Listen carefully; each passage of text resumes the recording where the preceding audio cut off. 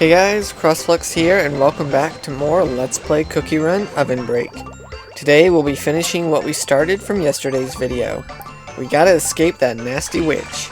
We managed to make it to a frozen cave that is occupied by a tribe of Yetis, but let's see how much further we can go. This next cookie on our list is another fun one. As far as rare level cookies go, he's probably the best in my opinion, excluding the few who have seen recent buffs. Soda Cookie excels in areas that have a lot of health potions, since that's how his blast mode is triggered. This is why I mentioned him in the previous episode, when we were running in the Ribbit Mushroom Forest. He would literally surf the entire stage. It's great. This cookie was baked once, and then again under the sun of the beach. He was glazed with a special oil, then toasted to the perfect shade of golden brown. He is now a free-spirited, waterproof cookie who loves to surf on the popsicle surfboard he found in the witch's freezer. He has the power to generate cool soda waves wherever he wishes.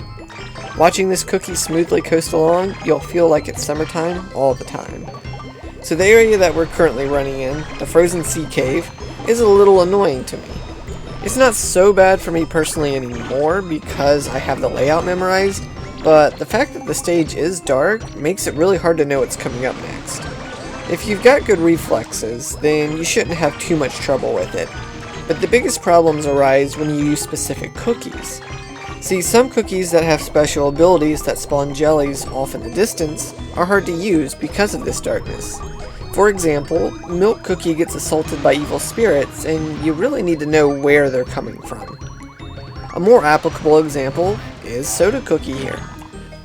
Thankfully, this darkness mechanic isn't used very often in the game. In fact, I think I can see the light at the end of the tunnel now. Ah, the light!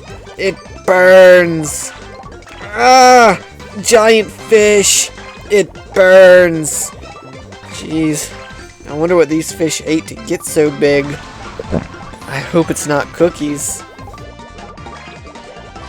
So after Soda Cookie brought in the waves of change, we're going to be introduced to our first ever legendary cookie.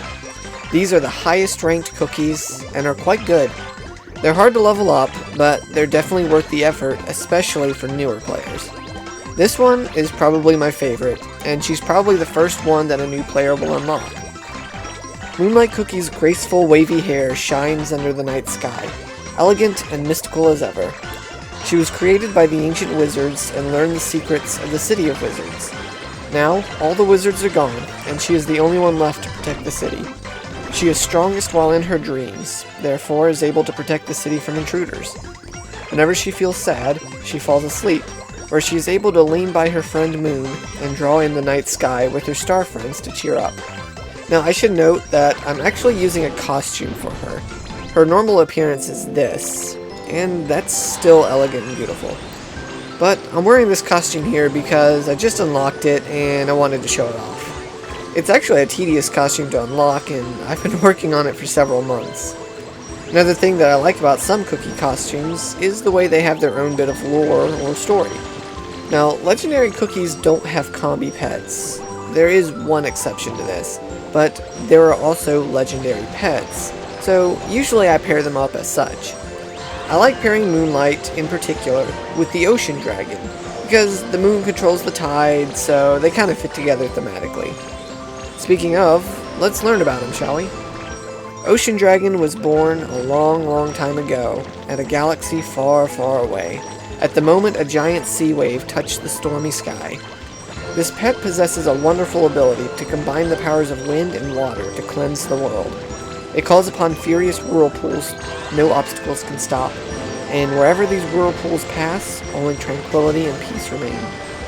The Ocean Dragon is a good pet to use. It may just take some practice to get the hang of it. See, the whirlpools that he summons collects jellies for you and removes obstacles.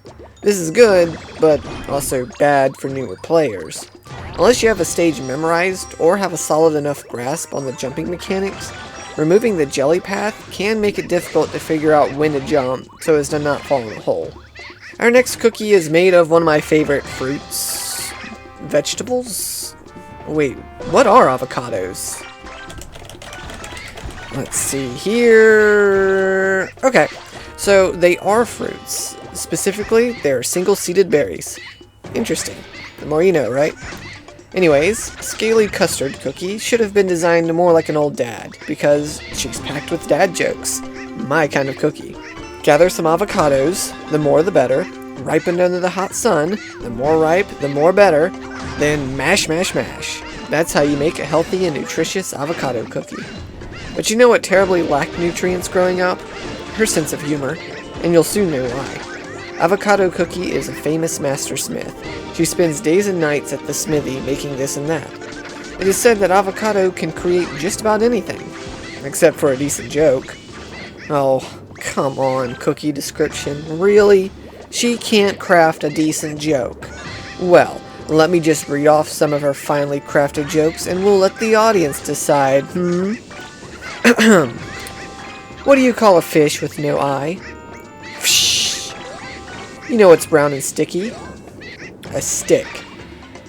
I don't like stairs. They're up to something. Why did the cookie cross the road? It was Chicken Cookie. Hey, that's actually not a bad idea. Dev Sisters, for April Fool's Day, you should temporarily release Chicken Cookie. Alright, fine. I hear you all loud and clear. But you know what? These jokes are still pretty good to someone like me. It triggers the pun gland inside of my brain, releasing fundorphins. I guess the heat of this desert is just starting to get to my head. I wonder how much longer it's going to be. I do hear some stomping in the distance. I hope it's nothing. Me and my big mouth. Well, at least Avocado's various blast modes can really shine in this area, since there are a lot of obstacles to destroy. Speaking of, I wish Avocado's ability activated more like her walnut hammer treasure. You should have to mash the slide button, instead of just simply holding it down.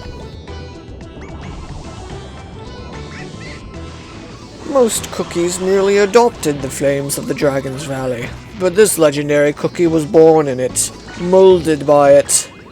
This mysterious cookie lives in both the cookie and dragon worlds. The red dragon's bead that he carries is proof that he has either won the red dragon's favor or has escaped with some kind of mischievous trade. This, folks, is our second legendary cookie that I'm showing off. And again, I'm using a costume.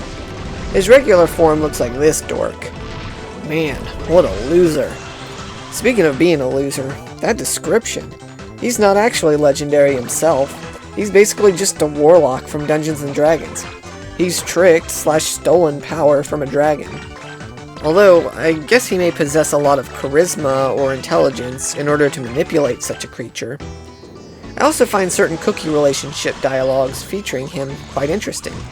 In addition to a cookie story, you can unlock small snippets of dialogue that give brief insight as to how one cookie feels towards another.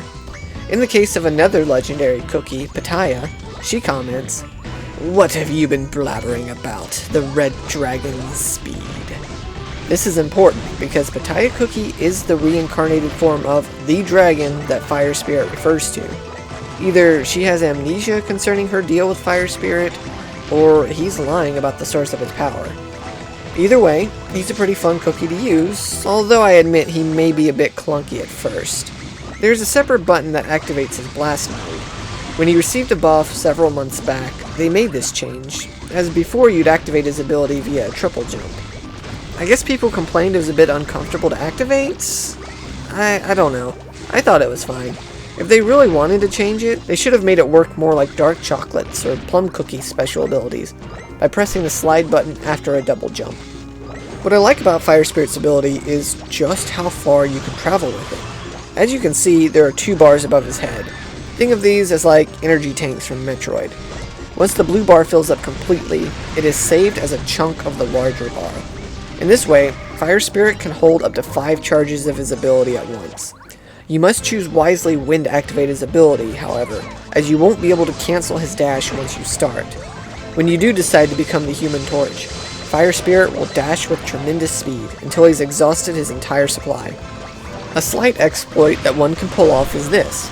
Even if he would run out of energy, Fire Spirit will continue to dash until he burns out. And if you're lucky, you'll even collect some health potions along the way, giving you even more time to run. This guy just won't quit. Today I've paired him up with another legendary pet, the Magma Bird. This is my favorite of the legendary pets because it revives both cookies when used in Trophy Race. It also lets you blast every so often. A perfect fit for Fire Spirit in my opinion. In the distant past, a hot spire of fire was born amidst a horrific volcanic eruption. It went up and up, but did not die out. Instead, it became a bird. With a powerful cry, this legendary pet summons the spirit of Magma Bird. Giant Magma Bird scorches everything wherever it goes, but it leaves a place for new life instead. Our penultimate cookie for today is one of my favorites, Pistachio. Purple storm cloud loomed over the forgotten pistachio forest where Pistachio Cookie was sleeping. With a sudden struck of lilac lightning, she received a divine revelation that it was her destiny to rescue the others. When she awoke, she was surrounded by hundreds of pistachio fireflies with hard shells. She realized right then and there that now was her time to shine. She then swore to this divine and mysterious being that she would give her life to helping other cookies. Clad in her shell armor, the healthy and deliciously nutty Pistachio Cookie then set out on her sacred mission to save her fellow cookies from the great dangers that approached the cookie world. Thus, Pistachio took her first step as a holy knight. I love paladins, and I really like the whole righteous warrior motif in general. Pistachios used to be one of my favorite nuts to eat back when I ate tree nuts. She was also the first good cookie I obtained. The combinations of these three things means that Pistachio has a special place in my heart. I really hope that she gets a buff and a magic candy one day. Come on, she deserves it. As she is now, she's kind of unique. As far as I can tell, she's the only cookie whose energy drains faster than the others. To make up for this downside, she suffers less energy loss for colliding with obstacles.